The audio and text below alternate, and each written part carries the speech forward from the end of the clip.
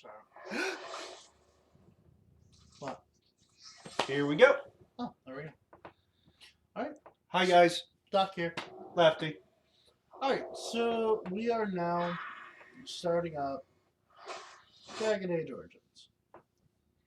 So, I have a ton of save data because I have played the hell out of this game a couple dozen times. But for the sake of this, we are going to be starting a brand new character. Like we said earlier, if you've never played Dragon Age, any of them, you're missing out. You owe it to yourself to give this a try. One downside to this is, while it is very beautiful and the storyline is amazing, I was never a fan of the loading times because some of the loading times in this game are just awful. Considering the length of game, the amount of content, all the stuff it has to go through, and on the generation that gave us Dark Void and Damnation, that the fact that it runs at all is kind of a miracle. Yeah. But it is a little taxing, just sitting here doing nothing until it loads up and loads up. And loads up. Well, one of the first things we're going to do, as she said, is going to create a new character.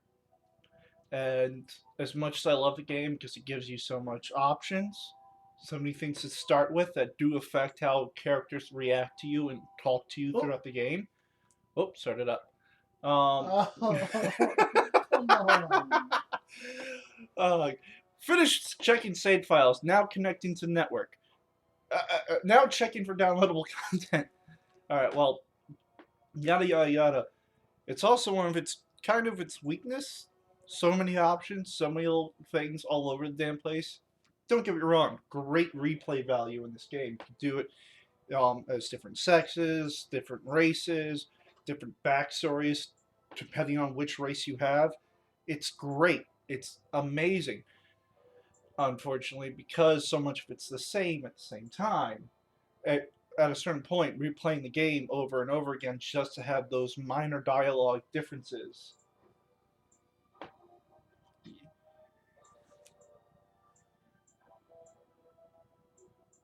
We're doing all that after. That's a good call. That's a good call. This was one of my favorites. Alright, so we are going to be playing through all of Dragon Age Origins. Once that is complete, we're going to play through Dragon Age Awakening. We're going to play the Darkspawn Chronicles, Liana's Song, the Golems, of Amarok. and Witch Hunt. I know a lot of people like to do them while playing the game before the end, but oh well. And well, a lot of those things actually take place afterwards. It's very few things that are happen that could, depending on what type of game you're playing, how you're role playing, um, happens in the storyline. And now the loading screen. Well, what do you think? Since this is your character and you're making it, which way you going? Honestly, I don't remember. Like, trying to think back on this game, the different classes, the different, all that fun stuff. I remember really enjoying this game for a long time. I remember the first game had a ton of customizability, ton of options, and the second game kind of skinned all that down so you'd playing a straight line story. I'm gonna kind of just do what I do on every RPG. Stare at the customization and character screen for a little bit, try and figure it out. All right. Chantry teaches us Oh, that it is the hubris of men which brought the darkspawn into our world. But women are better. The mages had sought to usurp heaven, but instead they destroyed it. I love how this gives you a certain amount of lore and a certain starting place They were throughout the cast game. out but as you find items and read things, you learn a much different history than what's represented in the games. And as the games progress, even in the second one, despite how many people criticize it, does actually continue this. In fact, BioWare, if you ever catch on this and you make another Dragon Age, do a thing that has an add-on for codex. This way, if you have a save file from 1 through 3, you have all the collective codex information into 4, because that is just really annoying to have to really constantly recollect. Until finally we neared annihilation. Right now, this is they're going through the brief history of the Darkspawn, how they came to power, and how the Grey Wardens eventually rose to fight them. You remember any of this? Until the Grey Wardens came. Men and women from every race, warriors and mages, barbarians and kings. Grey Wardens. Alright, can't have too much down. The tide of darkness and the I take back anything I said. There is nothing bad about the graphics in this game. This is just amazing. Yes! I love the dwarves.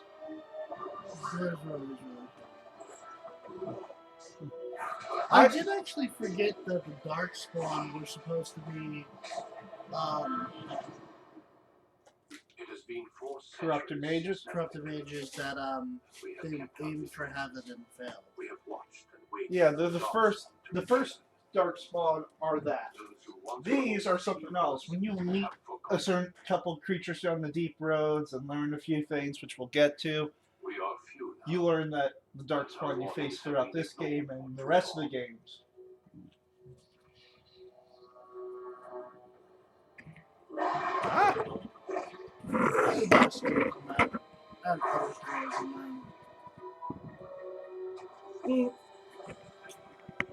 late. For I have seen with my own eyes what lies on the horizon. Maker, help us all.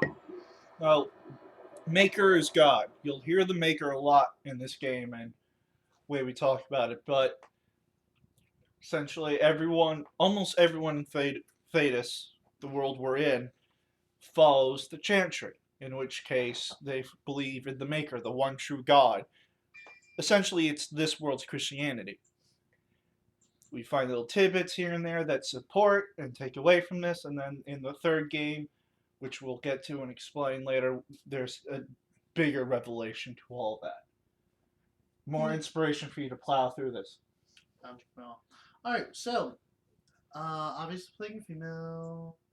Do I want to play a dwarf, an elf, or human? Humans is the most generic, and I rarely ever play humans because they're boring to me. well, keep in mind they're also going to be the easiest to play through because you don't have to deal with the racism of being one or the other with the elf and dwarves. By the way, racism is a profound part of this game and series because elves are second-rate characters or second-class citizens or not citizens at all. Things be hunted down, killed, and dwarves are seen as obscenities. And even in their own culture, if you're not a specific dwarf from a specific family or a specific caste, no one wants anything to do with you. So there's a lot of bigotry in this game. Not sure if that's a plus for it. I mean, it makes for a good story, but fuck. I'm trying to remember if there's a ranger class. Yes. There is? Elf and rogue. That's the only way for you to be a ranger. I mean, you can be a ranger as a human, I believe. But that's a secondary class. That's thing. Oh, and with each character, each race, you have a certain things of backstories. Like if you're a human and you pick rogue, you have to be noble. If you pick warrior, you have to be a normal. If you pick mage, you can be Some you'll have to be someone from the circle. Um, Dalish have the most variety in terms of um, backstory because you could be a city elf, a Dalish elf, or if you're an elf mage, you can be either Dalish elf or one from the circle, and gives you a whole different type of intro, a whole different type of reason why you end up where you are at the what is essentially the beginning of the game. Everything else we're You got doing a right quarter? now. A quarter? Or a coin? I do not. I have my phone. Doesn't help. Alright. So I'm stuck between playing a human or an elf. Want to play ranger. Want to shoot things with a bow. Well, here's the thing. Do you want a more difficult and challenging experience in storyline? Elf it is. Yep. And don't go city. I mean, you can if you want, but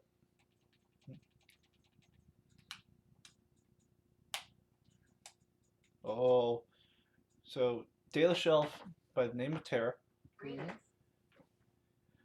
and she's going to make her character. I love the graphics and the way everything looks here. I can't say it looks real, but it looks good. Everything here is perfect for what it is.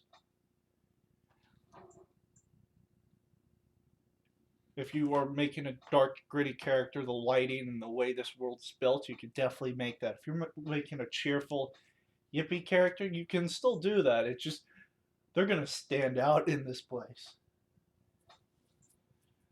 And you can do all that. The customization is varied enough for you to do that.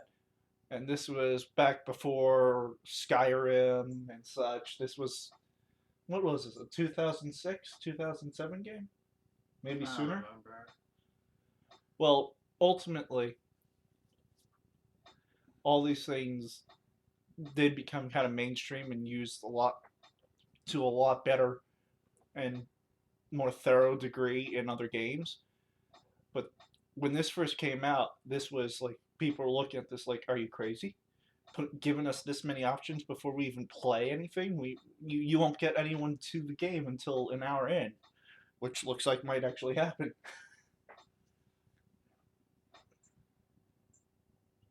If you're Dalish, you probably should have a tattoo. Yeah, no, I just really don't like any of them. Like, That's simple enough. The one across the forehead. it also goes down the lips and across the neck. And you can make the character the color so it kind of blends into your skin. There's a reason why Dalish elves as a character probably should have um, a, a tattoo. It responds. It's in because of their culture. They believe in their own gods, their own deities, and a way to prove that they are loyal to their gods is get a tattoo representing one of the gods. So just about every Dalish you'll run into has a tattoo, a facial tattoo. So if you're role playing a Dalish elf without one, You better have a good reason. it looks weird. Now, for those of you who played Inquisition, understand a little bit more about this, and find out why that's also a tragic truth. A little bit. Oh, that's You're making a elf Liliana. You know, I wasn't thinking that at first, but yeah, kind of. And guess who gets to teach you Ranger in this game?